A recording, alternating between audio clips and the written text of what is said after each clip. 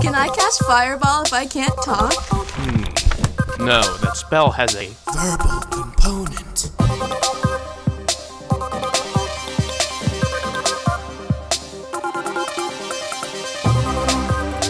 Yeah, we record. As I said, the luck of the devil. We can start recording now, and even if we dick off for the next 10 minutes, he chops it down. Alright. Recording? Yeah. Just gotta ask, because I get so nervous now. Yeah, I'm recording. I don't like when you say these things. You know what, Matt? I wear white to offset the blackness in my soul. Oh, yeah. Just so you don't see the smoke billowing out of your chest cavity. Alright, we'll go. I mean, I know half of this is going in the muffled part of our episodes already. Alright, everybody. Welcome back to this week's episode of the Verbal Components Podcast. I am here always joined by my sweet, long-haired, bearded boy that I'm looking at right now, Evan. Did you know that 5,000 is the largest isogrammic number in the English language? See, for the people listening, this is what happens when we try to script an opening. Before the episode started, I'm gonna let you guys in on a little secret. This show is not scripted whatsoever. Now, what I told Evan was, hey, Evan, I woke up from a fever dream last night, and I had a wonderful idea for an opening bit. An opening bit that would really drive it home that we are funny lads and we're here to stay. And what did Evan do when I told him that? He said, absolutely, Matt. That sounds like a wonderful idea. Let me look at my part that I can do for you. And I said, thank you. I appreciate you so much. Then the episode starts. And he takes my setup and he jams it in my mouth for no reason. And now the joke is gone. So if anybody wonders, here's the thing. In the next couple of weeks, something's going to happen. I'm either going to lose my mind, and I'm going to quit the show, and Evan and I are no longer going to be friends because episode 244 is on the horizon. The episode where we fall out and quit the show? Yeah, see, we have episodes. We don't prep episodes, but we do have one specific episode prepped, and it's episode 244. We've already recorded this. 44. It's the episode. It's the episode that we fall out and we stop becoming friends. See, it's already recorded is because be our best episode of all time. Once we fall out, we're not going to want to record it, so we've recorded it already. I don't like when you say these things. Okay, we're gonna go, and I'm just gonna believe. See, oh my god, Evan, you threw me off here because I had a really nice thing. So here's the deal. We have a lovely guest waiting in the wings. Just sitting there, billowing, just listening patiently, quietly to us bicker back and forth for the first 30 minutes of our podcast. I was going to make a funny, Twitter joke. And now the Twitter joke is gone, Evan, because you took the meat of it. The meat of it's gone. All right, we'll start again. Then. No. What do you think of first when you hear the word 5,000? I hate you. I don't talk to you anymore. I don't want to talk to you anymore. It was a funny Twitter joke. We have a guest who's patiently waiting. I don't know how we tricked her to come on this show. However, we did, and she's here now. She's recently passed 5,000 Twitter followers, which is incredible. That's such a big milestone. Like, that's amazing. She stars on ParadiceRPG. You know, I could go on and on, but we have Shannon from ParadiceRPG here. Thank you so much for being on this week's show. Yay! Thanks for having me. It was so hard not to laugh out loud during all of that. I didn't want to screw the intro.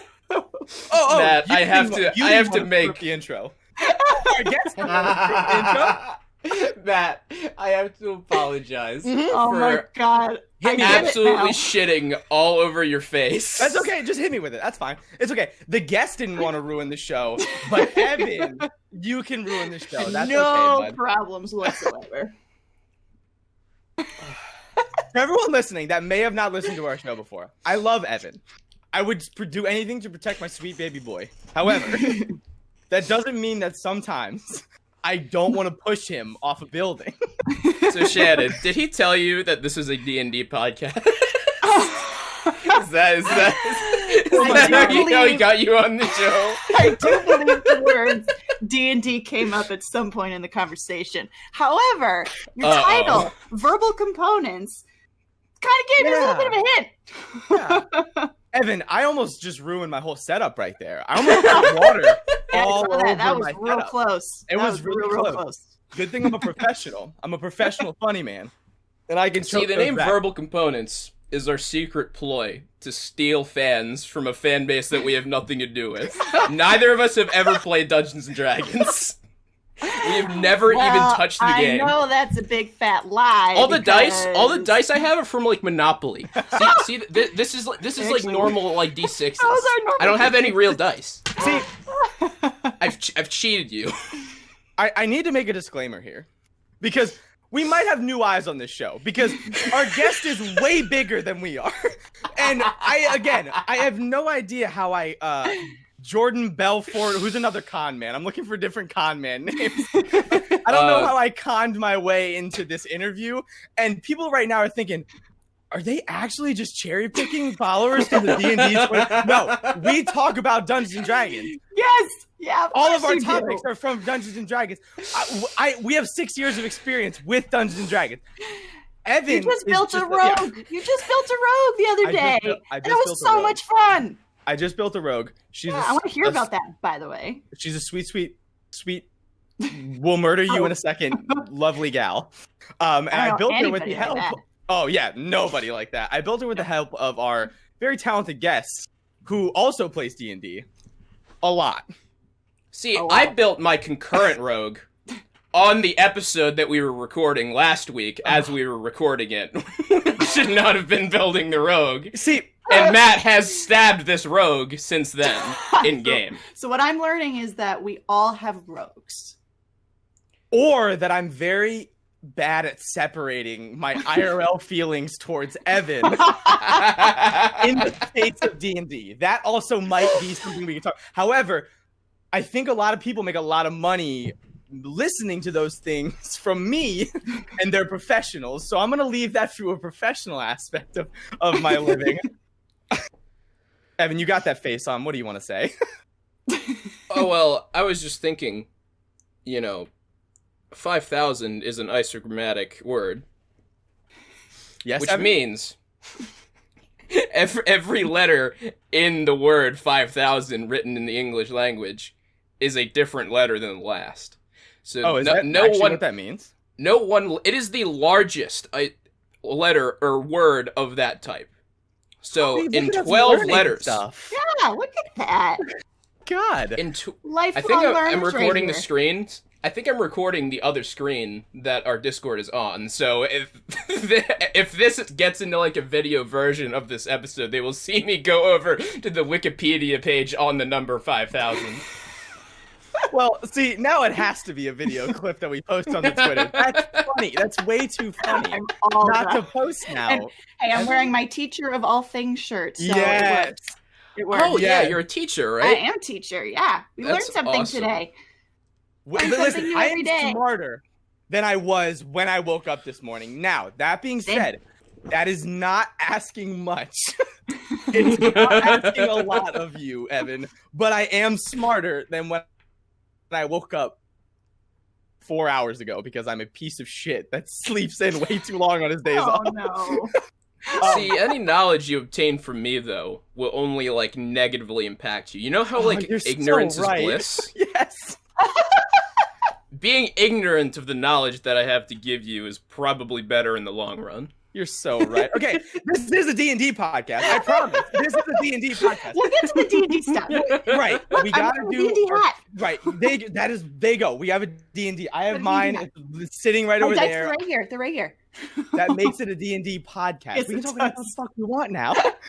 We've checked off all the prerequisite boxes. Oh my god. No, we do have topics, I promise. I don't know where we want to start. I do want to, I think starting at, one of the topics we wanted to talk about was role-playing tips. Now, that, I wanted to start there for two reasons. Number one, you had a huge role-play moment in your last stream for Paradise. All of you did. God, yeah. It was amazing. Yeah, it was a big one. Now, that being said, so did we. Evan and I are in a game, a home game, and we had a massive RP moment where like there was like anger and tears and this, and then I was like, as the DM, I was at a loss for words. Those are the best moments. And you've been playing what level is she again? What level is her? 7. So you've been playing her a good chunk of time at this point. Hopefully, it's what. I know a lot of people, because I see it on Twitter all the time, people struggle with roleplay. They're like, I don't want to do a voice. It cringes me out. I don't know how to do this. I don't know how to do this. What's the best advice you give to people that are struggling with that? That's a great question. So for me personally, I really like to do a voice because that helps me get into character. But like you said, that's not for everybody. Absolutely. So in that regard, you can, play with the tone of your voice. If you want to, talk a little higher or maybe talk a little lower or talk slower or really fast, like that counts as doing a voice too. And that counts as, being a character, but you could also just use your normal voice. That works too. There's no wrong way to role play. It's just how immersive you want to get. I personally love to be completely submerged in my role play. But not everybody does. And whatever level you're comfortable with, that's great. That's a fantastic point. Evan, same question. I mean, that like as a person who's dipped more into DMing lately, I'm curious because you're a pure player, Shannon, you've told me that. I am pure DM. I've played 2 serious characters, but I've spent 90% of my time in this space DMing. And Evan is he's getting pretty 50-50 right now. So I'm curious, where would you go with that? I mean, role-playing is just, there's always going to be an aspect of yourself in whatever you play. Like, whatever the case, even if you don't think about it, like, it's you playing your character, aspects of you are going to shine through. Yep. 100%. When something like what happened in our home game the other week happens, which was Matt has been absolutely sticking tiny needles into this character I've been playing for the last 3 years. Yes. And a lot of those needles just kind of went all the way in this last session. Oh, and I love it. I've been dwelling and stewing on that shit for so long that the only advice I can think of to give people a better chance of capitalizing on those moments in their own game is to just let it happen and just trust and just play it true to yourself, because that's so true. God, that's a fair point. And I mean, with me, and I've talked about this on the podcast. I have no problem talking about more serious topics on the podcast, or if anybody wants to talk to me about serious topics, I got no problem with it. It's something I struggle a lot with my own sense of self-confidence. And when nobody wanted to DM, when nobody wanted to DM, I said, well, I was in theater in high school. I mean, I like this shit. I would enjoy doing this. And so when I sat at the head of the table, just staring at a bunch of people that were just so excited to play, but none of us knew what the fuck we were doing. We were like, what does this dice do? I'm pretty sure I DM'd a session before I knew which dice to roll for stats. I had no idea what was going on. I love it. I remember this happened. We were sitting in my shitty basement, and we had made a table out of a giant plank of plywood and put a tablecloth over it. And it was between playing, we were all freezing cold, and our breath was visible in the air. It was January, by the way. Yeah. I don't know why we were at my house. We were at the worst place we could possibly be. But it was between that and playing Monopoly. And we almost played Monopoly. Yeah. That's how close we were to never playing D&D ever for our entire lives. Yeah. And and this podcast not existing. Oh my God. So glad you did. Yeah, seriously. No, it was wonderful to take that jump, because as the DM, you're looking at all these players that are so excited to play, but they're also just as nervous as you are. And the thing that when it comes to role play tips, the best thing I can think of is find a table that you can trust. Find a table that you like playing with. Don't settle for less than that. Because when I sat there, I looked at I looked at 6 of my best friends, and I was like, they don't care what I'm doing. And so I just went through the fucking roof with my role play. I was so wild with it, and like people were bet they loved laughing. it. Oh yeah, and it makes people so calm good. down as well. Yeah, Like it I'm over does. here doing Boblin the Goblin voices, and like it Who love may it. or may not That exist. is so true. Yeah, for me personally, when you like see when I see somebody, going completely over the top, I'm like, all right, great, I'm gonna go completely over the top. Let's let this rip. Yeah, right. Like I'm not usually one to like start that, but I will play off of people for sure. It takes a little bit to get into doing the big over the top things, but once we're there, we're there to stay. I mean, energy feeds off energy, and like it that's really where does. half of our greatest moments came from. Like our funniest moments. Oh my Mhm. goodness, I'm holding my fucking stomach laughing. It's because everybody's so into God. it. Yeah. It's so good because I am one to initiate the horse shit. Oh yeah, he is. Absolutely. I'm loud. I'm a little bit vain. You could say I'm a little, narcissistic, maybe. But I love to start shit, and that's absolutely what last week was. Or yeah, and I do it because the best shit comes out of starting shit. Like the best That's moments really true. come out of like not dropping something, not just like continuing like, okay, yeah, the night goes, next battle. Ha, fun. Because here's I don't care about D&D. I love D&D and the bubble that the game creates around itself. D&D itself is like, whatever. I could be playing Pathfinder. I could be where playing he's going with this. literally whatever. Yeah. The game doesn't matter. It's the bubble of role playing and learning and friendship development that happens around it. It's like a therapeutic bubble that is around this game. Yes. And that's what's absolutely. good about it. Yeah.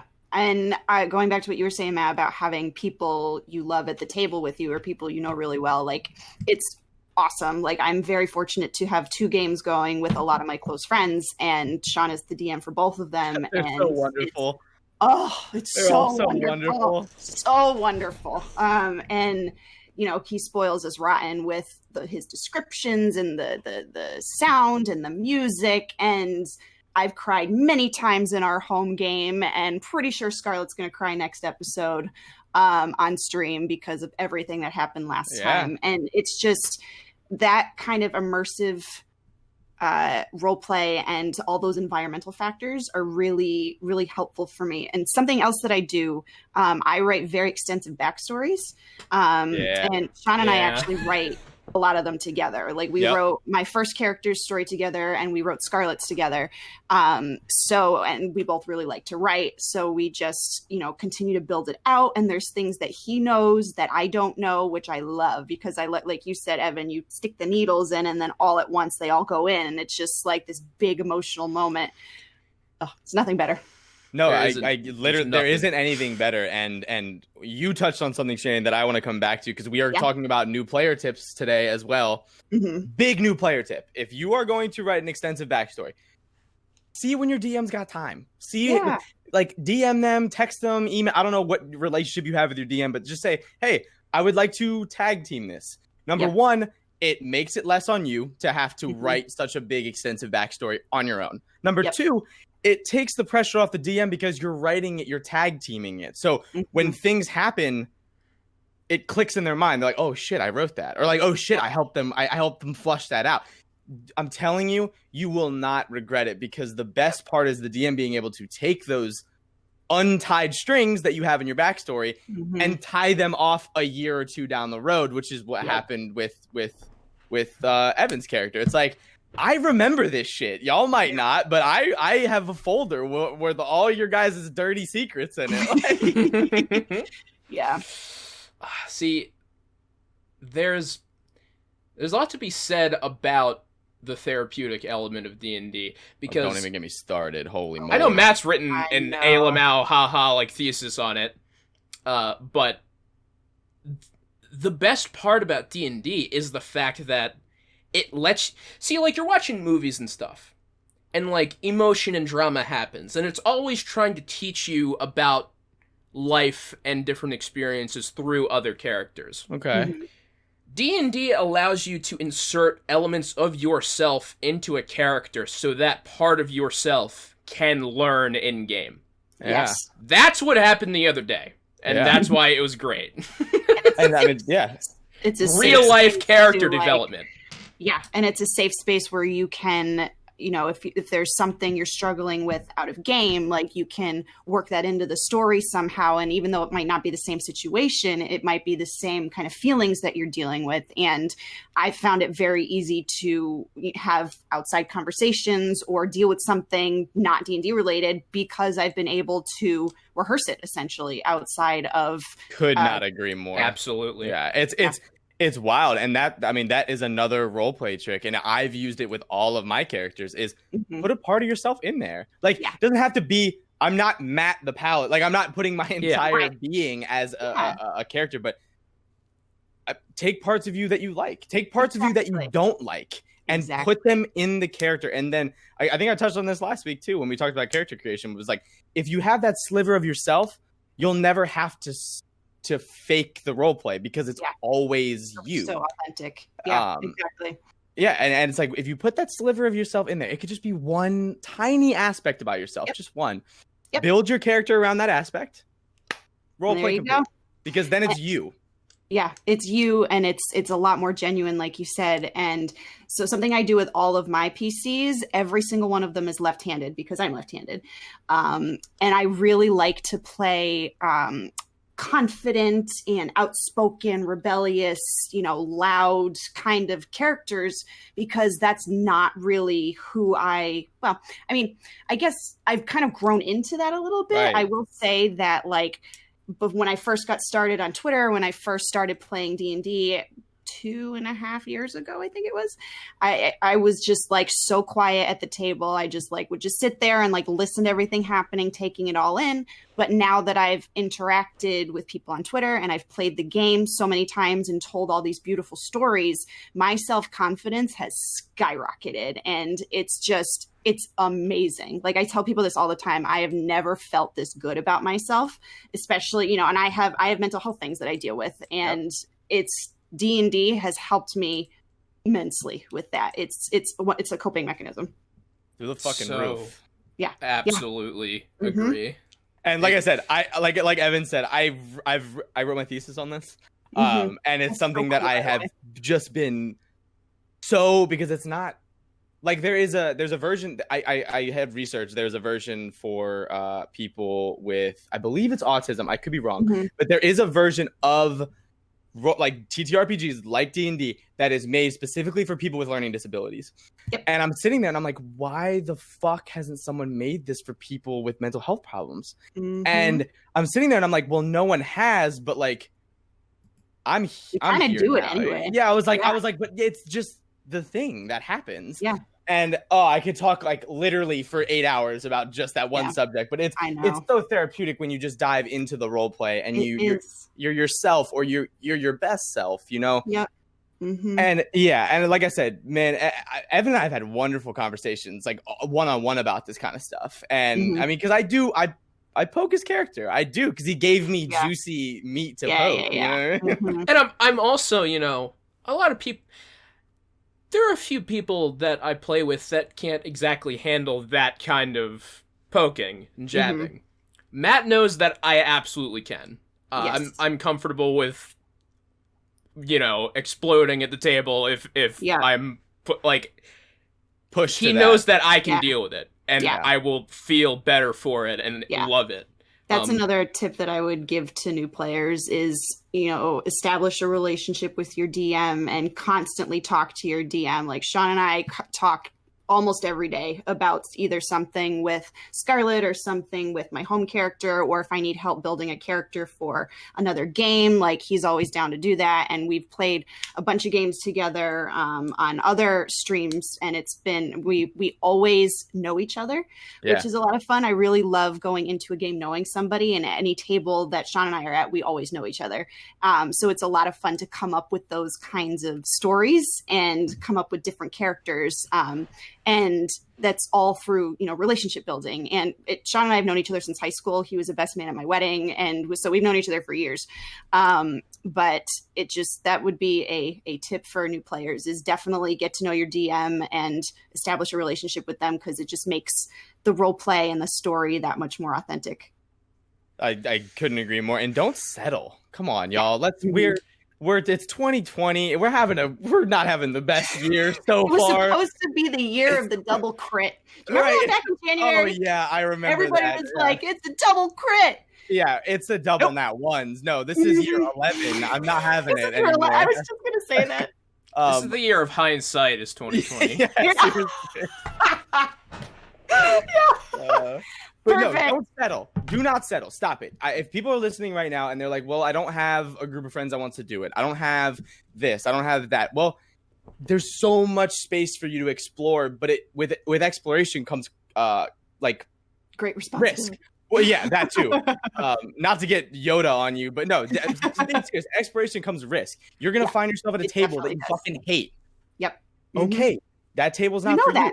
Move on. We're going to move on. We're going to keep trucking, and you're going to find a table. Dude, even with my home table, we've dropped players, we've added players, we've had players that can no longer play anymore. And we've been running this game for 4 years, and finally I think we've settled on a table that's going to work. That's going to It's funny, years in the making. We've been playing it with a player that's been playing for like 2 weeks in our game that's already witnessed like probably the best moment in our entire game. Wow. So we just this player has been playing with another. She's been jumping in, yeah, it's fantastic. Cool. You just know when you meet the people that are right for the group. For your group, yeah, you do. You just click. You just, you just pretty fast. Just click. Yeah, that's what happened with the Paradise crew. Like, I didn't know Tim or Stefan or Clayton before we started this, at all. They're all Alex brought them in. I knew Tim a little bit because Alex lives with Tim. Okay. But they brought Stefan and Clayton in, and I didn't know them. And then we just clicked, and it was just click amazing. And they're just such fun to play with, and I love their characters. I love their humor, and they're so wonderful. I'm so lucky. It happened with my buddy Kai, who's been the only DM. Well, minus you, Evan. You've run stuff with me, but I've jumped in and out of your games because of work. But Kai is my buddy Kai, who I used to live with. I was roommates with him. He has been the only person that's DM'd for me recurringly. The only person that's done it. Mm-hmm. And when we started that table, I knew him. I knew Kai. I knew it was me and Kai. And then the rest of them, he knew. I knew none of them. And when we sat at the table, the second we started, boom. Yep. It was just instant click. And it's like, wow. You just know. And the best part about that table was, and I've been eternally lucky for this in my own games and throughout my own D&D career, is they've been 50-50 gender. They've been right down the middle. And so it's like half the table is female, half the table is male. And the back and forth, it's so good. Yeah. Like it's having like a table that has difference in, gender and race and all this stuff. It just makes for such an amazing game. Yeah. Yeah. So good. Really does. I'm actually opposite. I am the only woman in both of my main games, but I'm very proud of that fact because, represent. But I don't know. I love just being around like the people. These guys are amazing, and it's awesome. I did think of one other thing that I wanted to add on to knowing your DM is having a session 0 and going over safety tools. That has been something that I've done for every single game I've played in, and it makes such a huge difference. We didn't do it for my very, very first game, but that's because we didn't know that those were a thing.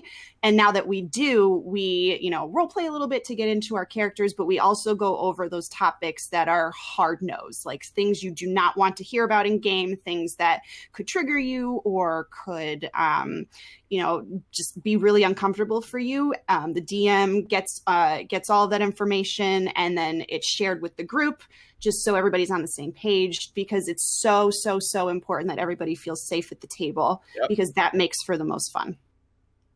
So true. It's very true.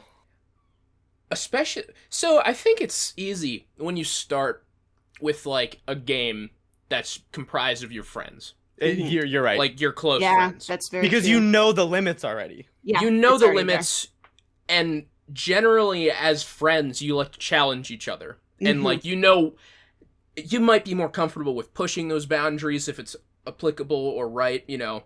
Right. Obviously, there's always no's.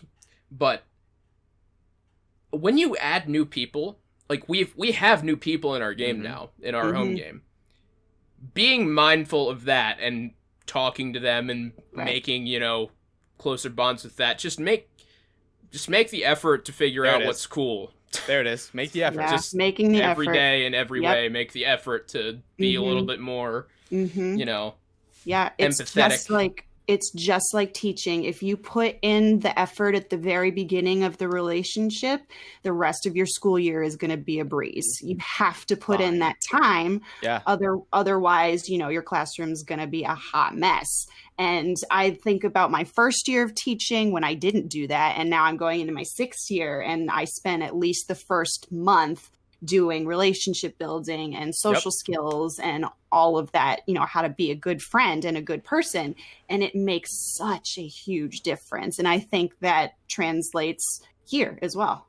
It does. And I mean, like, I'm about a year into my master's program, and every single class they've beamed into us one of the most important things when you sit across the table and someone for a therapeutic session is your empathetic relationship with that person. Mhm. You need a strong therapeutic bond with that person. And if you, whatever you feel within obviously the guidelines of the ethical codes of APA, you need to do it to make sure that that person feels comfortable enough to talk to you. Because guess what? That person's going to talk to you about some shit that they don't talk to anybody else about.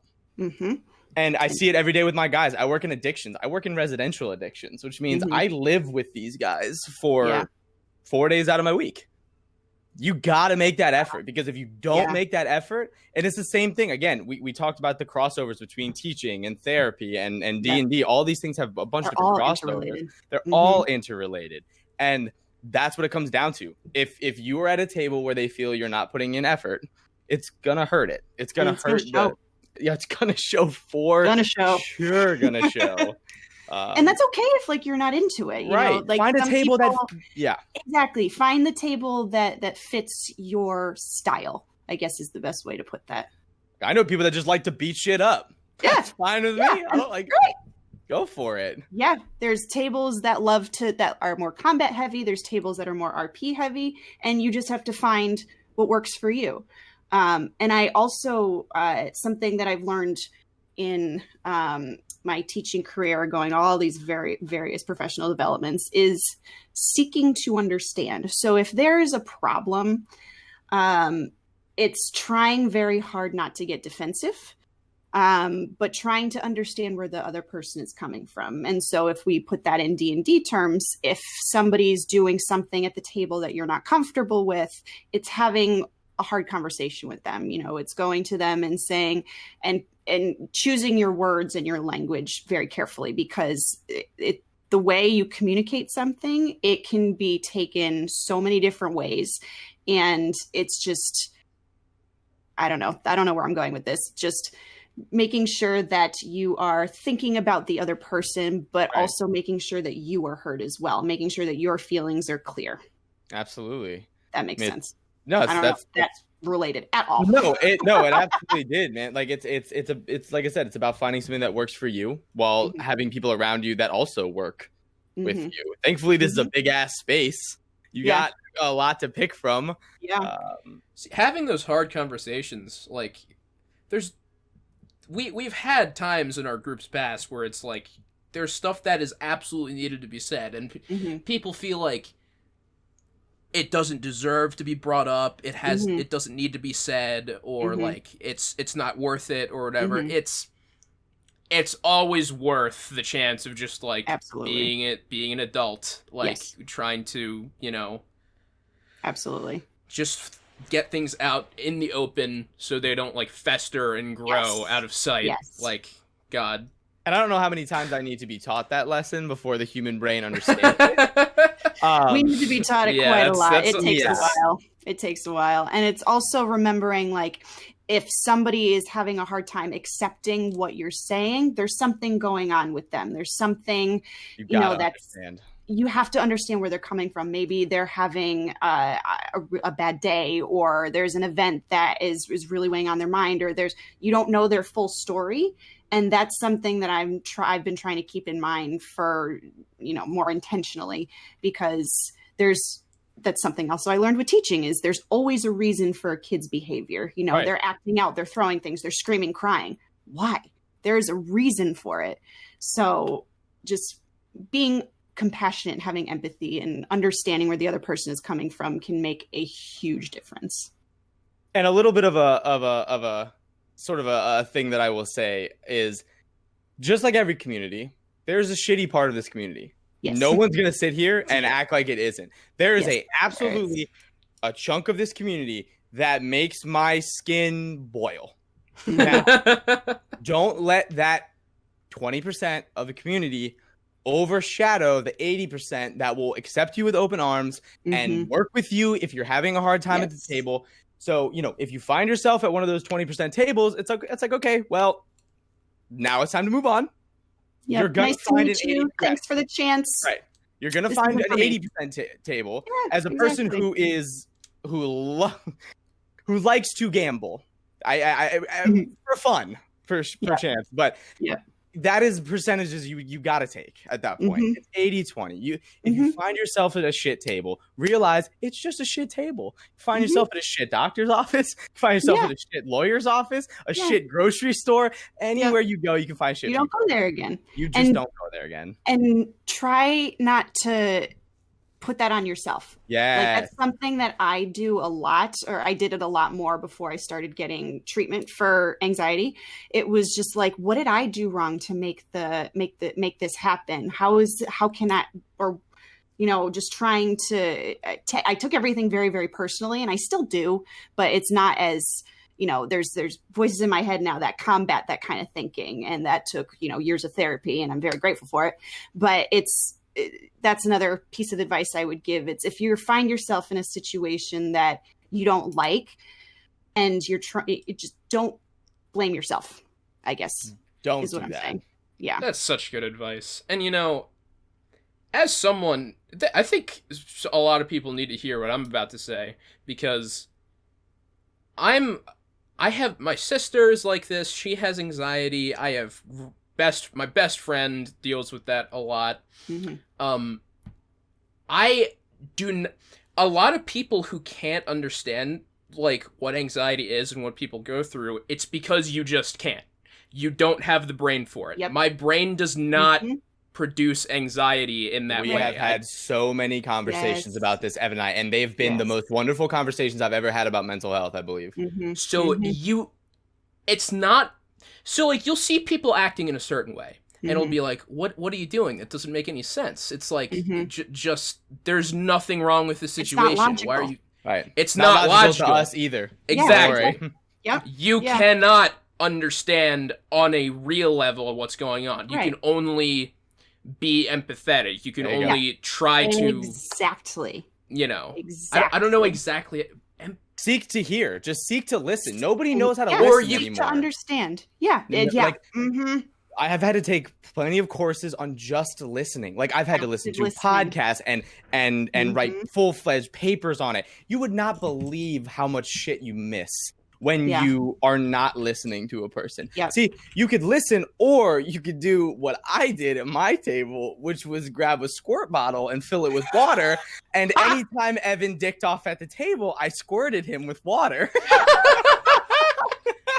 I mean, that's based in psychology, I guess. It is based in psychology. Or if he did something good, I throw chocolates at him. There you go. I just looked it up because I didn't want to say the wrong one. You can you can feel empathy for someone without being able to sympathize with them. Right. Without being able to understand exactly what they're thinking. You can be like, oh. Yep.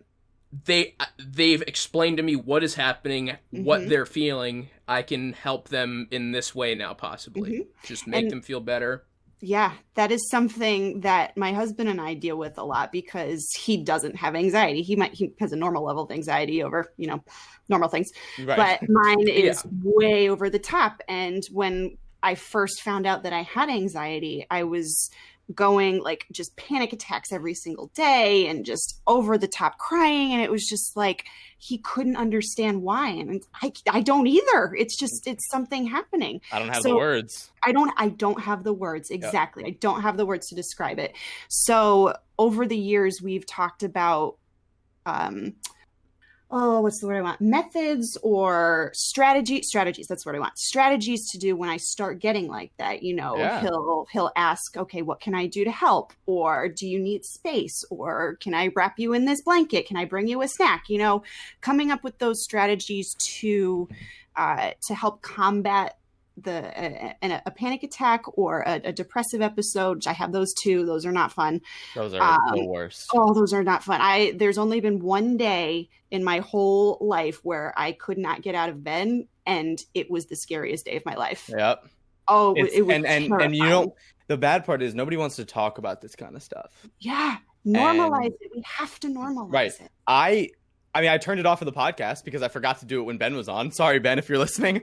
I have an alarm that goes off every hour and a half to remind me to just touch parts of my body because I will lose connection with them. I lose connection to parts of my body, and I'll forget they're there. That is so interesting. Every hour and a half, I have a bell that rings, and it reminds me to smile and to just remember that I'm still sitting right here because I will forget. I'll literally forget.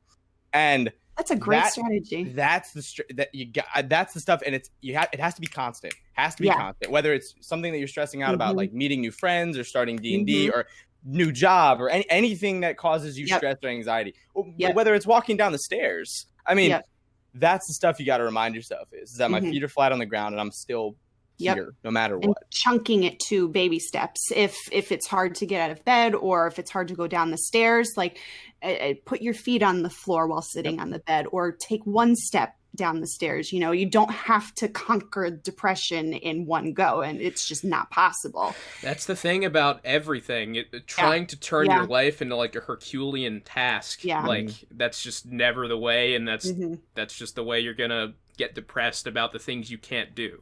Right. And I do love where this conversation has went, and it's about making SMART goals. I don't know if anybody has heard of the acronym SMART goals. SMART goals. They need to be specific, measurable, attainable, realistic, and time adjacent sort of thing.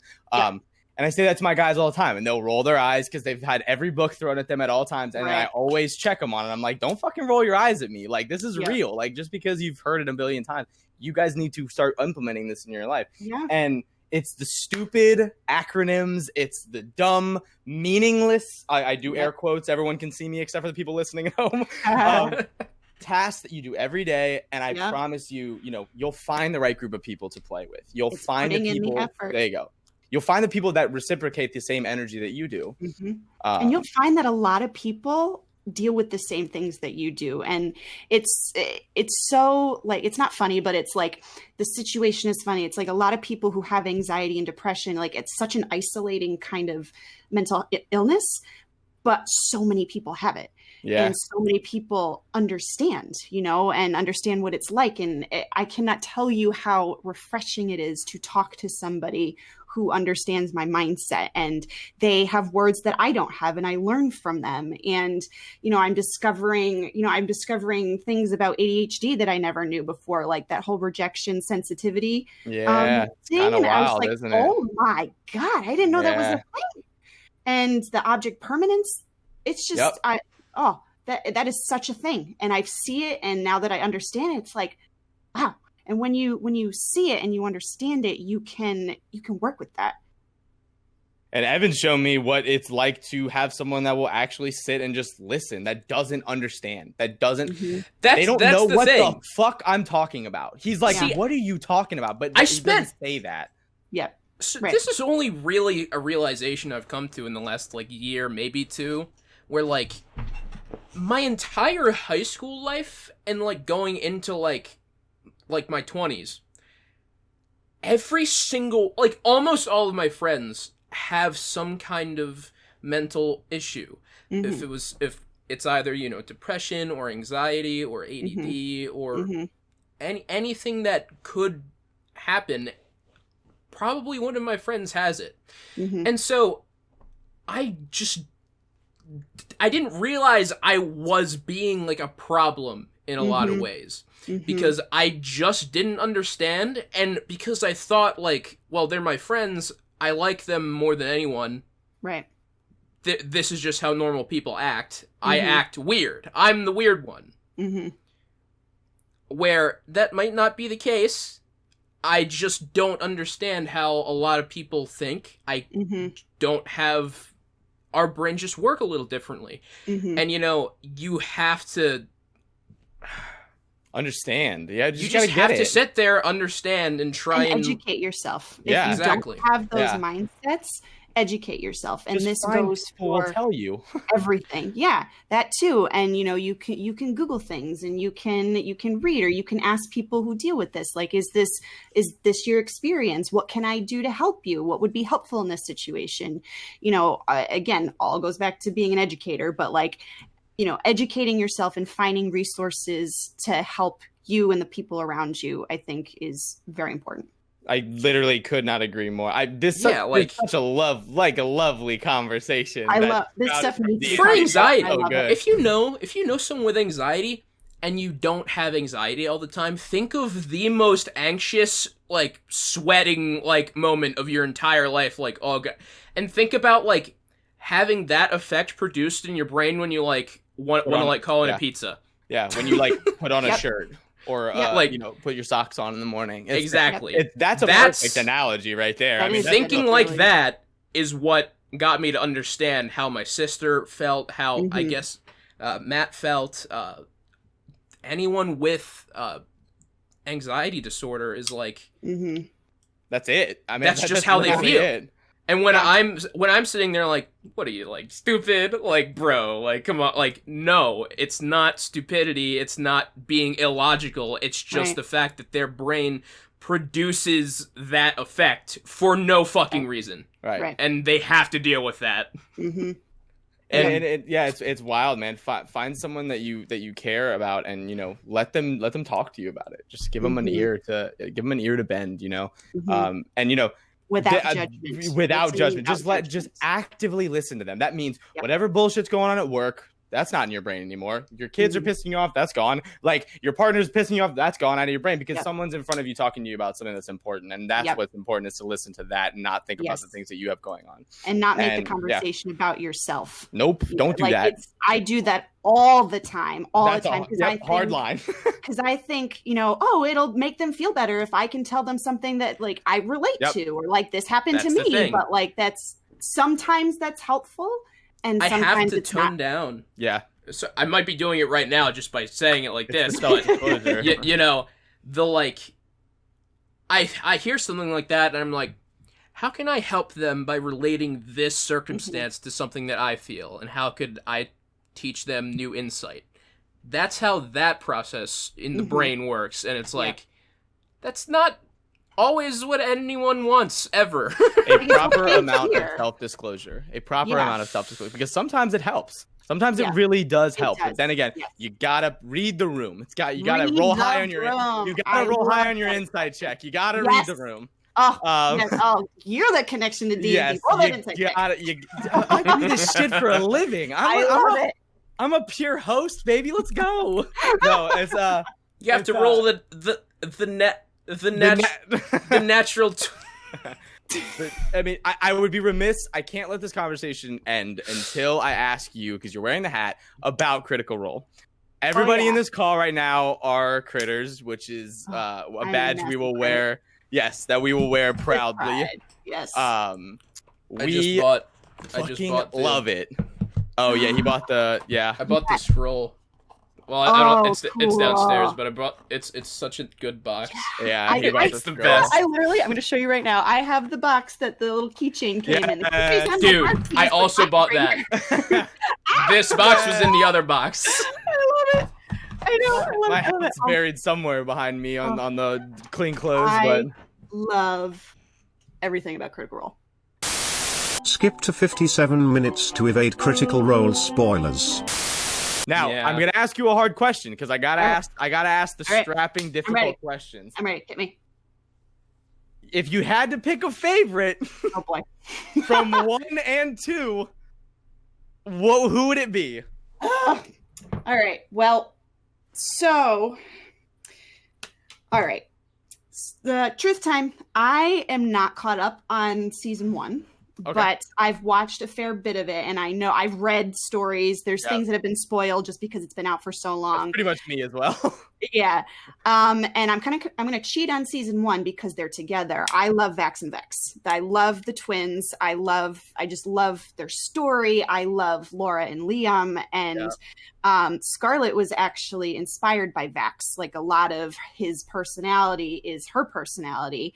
And going over to season 2, Caleb, I think, is my favorite. And I think that's just because I love Liam. Liam is just, I love his role play style. I love how immersive he is in that. And spoilers for people who haven't listened to Paradise yet, but Scarlett's love interest is named Caleb. I named him after Liam's character in season 2 because I just loved that story so much. I love it. Yeah. Evan. Liam is just one of my favorite guys. Yeah, he's that's a good boy God. right there. Yeah. Evan, hit me with it. I know you're more into season 2, so you can just answer season 2 if you want. Oh, well, it's funny you say that, because I was thinking in the moment in season 1 where fucking... Wait, Liam plays Vax, right? Yes. I always Vax, forget. yeah. Yeah. Vax. He's Vex, she's Vex. Yeah. He's about to die, and he's, like, talking about his beautiful sister and, like, all of his friends, and it's like... I'm ready to cry right now. So hard. Yeah, it hurts my heart. You know, that was probably the best moment I can think of all of Critical Role. Yep. However, Jesus Christ, there's not a more likable character than Jester. Yep. There's just not. Yeah, Yep. okay. I mean, love Laura Bailey. Laura Bailey is one of the most likable characters on Speaking of the her- planet. Dice back holding right here. Yes. Fantastic. Bailey, look at that. So I much am a dice. Laura Bailey stan until I die. But no, if I'm He's talking so season one for me has to be Grog. Has to be Grog. And then I say that, and then you make me remember the episode where Grog eats a bar stool. And then that's my new favorite. He proclaims that he's the king of France and then passes out. Yeah. No, but like the best story line has to be the Raven Queen line, which has to do with Vax. Mhm. I have a tattoo I have a huge tattoo Oh, of it on my arm. But when I talk about pure character, it was Mhm. Grog, because when Grog was serious, it was so impactful. Yes. This is huge spoilers, so if you haven't watched it, please just mute the next second. But at the end where she comes to collect and he asks Vax if he's afraid, I lost my shit. I was like a puddle on the floor. I was like, Grog, you big, scary, strong man who just wants to live forever. You come right here. Come here. I'll make you a sandwich. We can hang out. We can watch some stuff. We can, have some whiskey. Yeah. We'll cool it. And Those then, moments oh god, it's so good. so good. Season 2, not to get sad again, was Molly. Molly. Oh my god, I favorite cried character. so hard. Yes. Oh my god. And I think I knew it was coming, but I didn't want to believe it. Nope. Oh, I was like, Matt, do something. Matt, do something. This can't do. No, don't do this, please. please. Yeah, I loved that. The Iron Shepherd arc was so good. Yeah. I loved that. When he became my favorite when they were in the bar that one night and they were all shit faced and he didn't mention that he was drinking, because I don't think that he was, but everybody just assumed that he was. And then he was hitting on all the people that were coming in. I was like, oh, this is so good. Like, he's such a good character. But now it's got to be Ford. It's got to be Ford now. Ford. Yeah, Ford's I my miss sweet, his sweet cowboy boy. accent. Oh yeah, bring that I back miss just for the Eldritch Blast, please, and thank Dude. you. Eldritch Blade. Yeah, just give it. I Just can't- give it to me. I can't believe how fucking clever Taliesin could be when so he was good. playing Molly. He was like- so good. Dropping Oh those my God. one-liners and, oh, Now that being Molly's said, fantastic. if God comes down and delivers this episode to Talos and Jaffe. I love Caduceus Clay. Love me some Caduceus Clay. He's my man. He's like the epitome of like if a giant furball was like living in Malibu and he had like a little shack on the beach and all he cared about was his garden and he's just living his best life in this like wood shack. Love me some Caduceus Clay. Matt, can I ask? It breaks my heart. Yeah, go ahead. You go. Got it. That's fine.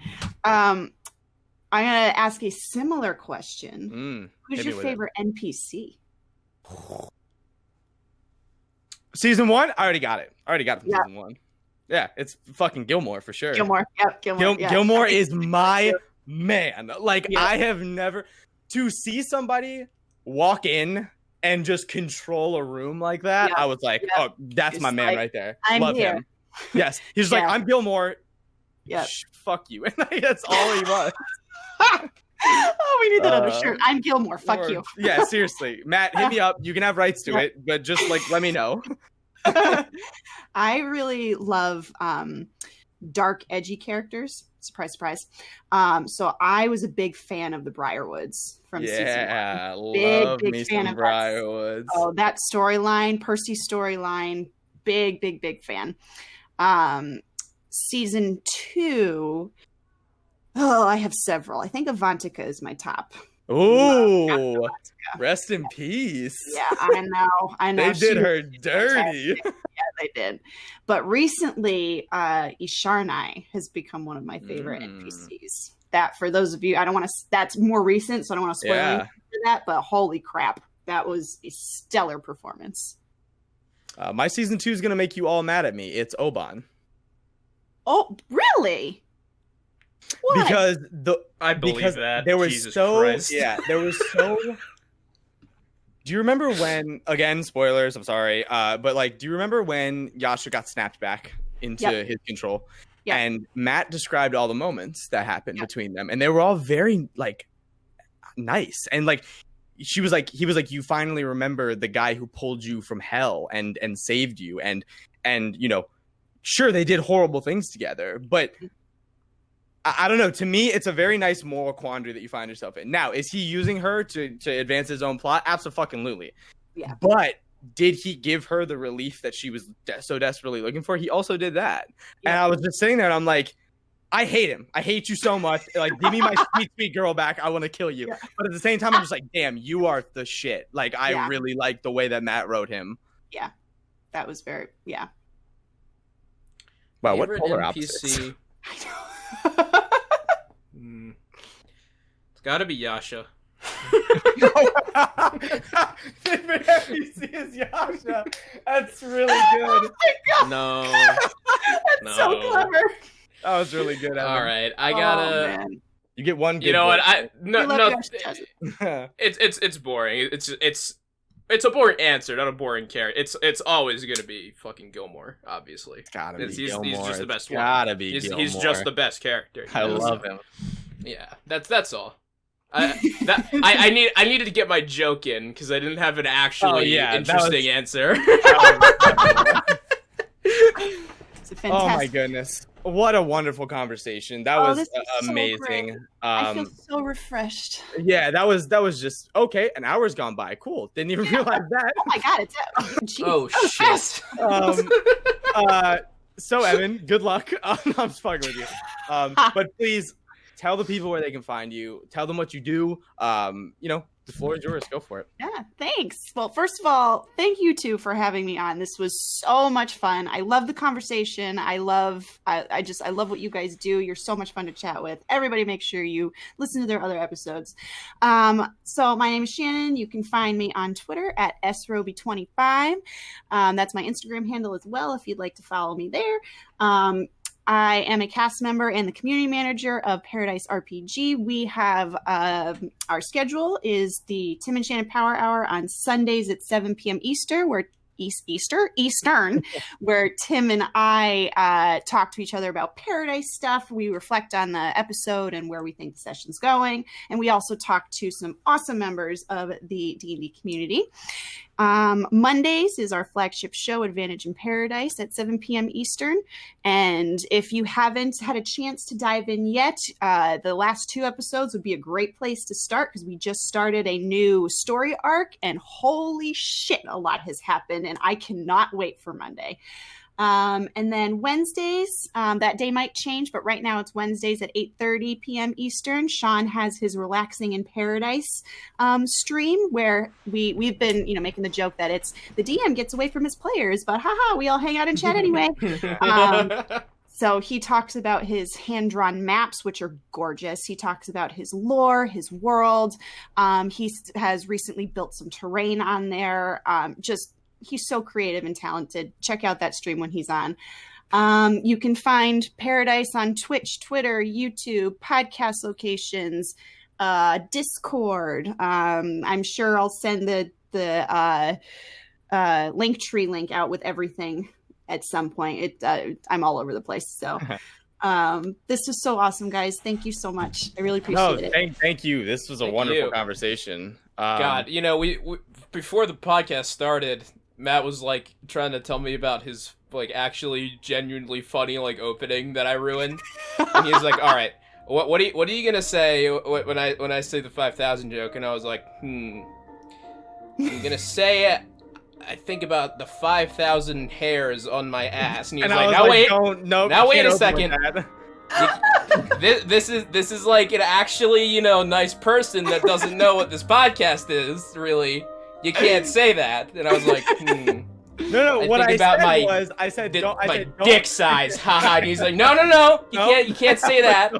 No, not that. What I said was we can't open with that joke. let her test the water before we really launch into how big of degenerates we are in private.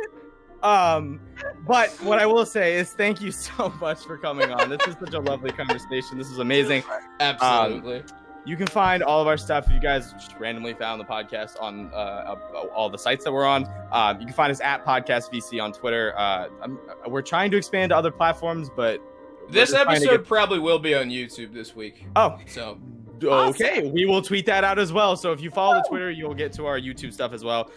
That's a fun way to find out that we have a YouTube channel. Thank you, Evan. The last I don't think we do. Do we have one yet? No, we I'm don't. Not sure. I don't think we have one yet. Don't take our fucking handle though. Don't take our fucking handle though. The last thing I'll say is that we've had Luna on the last episode. We've had Shannon on this episode. And might I say, it has been an absolute pleasure infecting both of your minds and making you both come down to our level and come on our show and be with us. Oh, no. This has been so much fun. I love the genuine, organic conversation. These are the best kinds of conversations. Well, thank you guys so much for listening. You guys are all amazing. Thank you guys for all the support recently. Our Twitter's been kind of hitting it lately, so I appreciate all of you guys who have been bumping that. My break was much needed from social media. Thank you all for respecting my wishes for me stepping away for those 4 days.